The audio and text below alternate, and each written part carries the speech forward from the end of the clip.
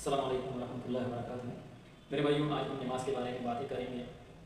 نماز دین کا ایک ایسا رکن ہے جو نبوت کے 10ویں یا 11ویں سال حضور پاک صلی اللہ علیہ وآلہ وسلم کو شب معراج کے رات اللہ تعالیٰ نے تحفے میں دیا تھا۔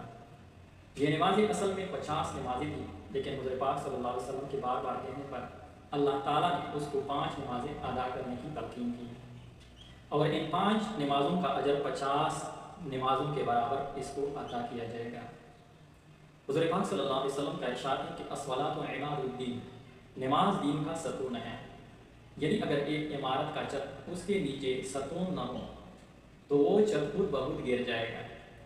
دوسری طرف روایت ہے، اللہ تعالیٰ کا ارشاد ہے کہ ان الصلاۃ تنہی عن الفحشاء والمنکر، ہو گیا ہے، اس میں گویا پورے دین ہو گیا ہے۔ جس نے نماز کو چھوڑا اس کی دین مکمل نہیں، اس کا ایمان مکمل